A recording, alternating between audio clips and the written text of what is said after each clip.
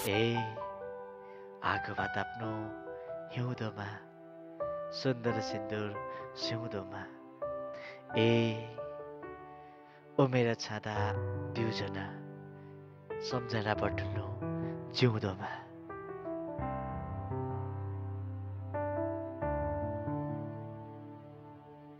यहाँबाट हाम्रो यात्रा सुरु भयो। आजभन्दा धेरै अघि बनाएको योजना पुरा भयो। भनिन्छ नि मनले इच्छा गरे ईश्वरले पुऱ्याउँछ। यसरी मेरो मनको इच्छा साथीहरूको सहमतिले पुऱ्याइदियो। यो दिन हामी साह्रै खुसी थियौँ। मन त्यतिकै आनन्दित, कारण अब कल्पना कल्पना रहेन, यो यथार्थ हुन लागेको थियो। अघि त यो समय सागरमा त चढ भन्दा पनि सकिन्छ नि भन्ने जोस थियो। हाल केही क्षणमा खुट्टाले एकै पाइला पनि सार्नलाई साथ छोड्दै थियो।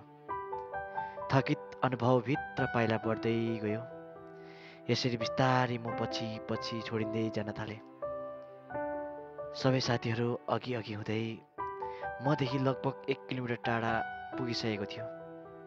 यो समय मलाई साथीहरूले छोडेको डरभन्दा बढी आफ्नै सासले साथ छोड्ने डर बढिरहेको थियो।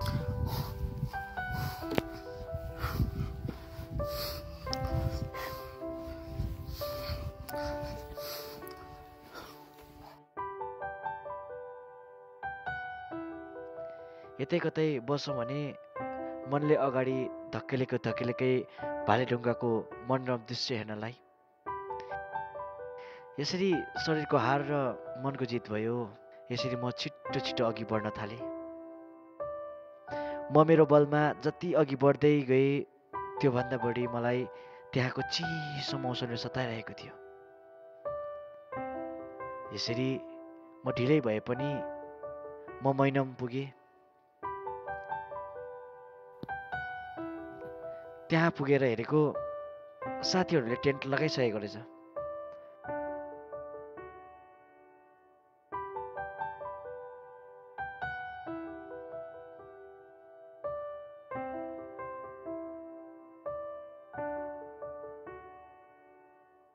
अब सबै थाकेको हुनाले यहीँ बास बस्यौँ। हजुर बु म त लाउँदै हेर्नु नि ज्याकेटी आम्मामा। हाइनेक हो त्यो सर्ट र पनि कट खाइरहेछ।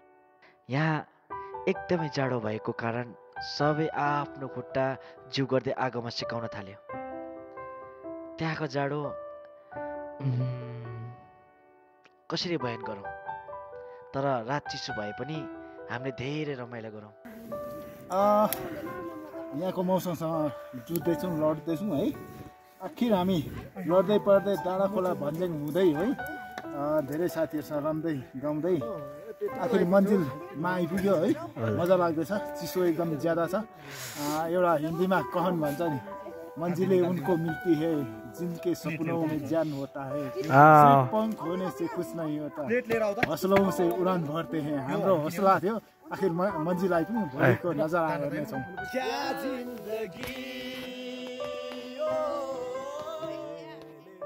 यो चिसो रातसँग लड्दा लड्दै कति बेला बिहानी भयो थाहा नै भएन।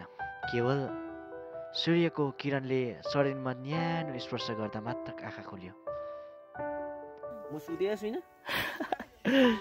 एकछिन त सुतेँ बेलुका 4 बजीदेखि। पहिले बिहान हुन्छ र उयो टेन्टमा सुत्ने पहिले गर्न हेर्नु। अब हामी आफ्नो सबै सामानहरू त्यही टेन्टमा छोडेर भालेढुङ्गाको अलौकिक प्राकृतिक भित्र लुकेको प्राकृतिक सुन्दरता हेर्न मन आतुरिएर हामी अघि बढ्यौँ।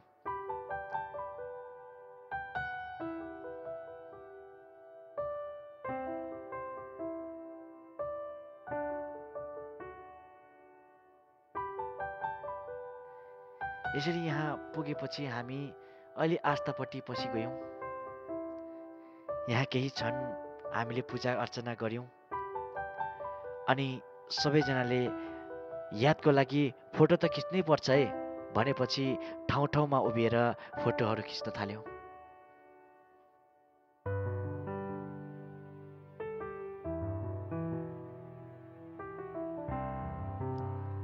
अनि सबैभन्दा रमाइलो कुरा, मनलाई आनन्दित गराउने कुरा के भने वरिपरि देख्ने दृश्य। यो देख्न साथ लाग्यो हामी सायदै सबैभन्दा माथि भनौँ शिखर नै पुगेछौँ, जसलाई वर्णन गर्न मेरोमा शब्दै नहोला। यसरी यहाँ पुग्न साथ केही क्षण हामी निशब्द बन्यौँ।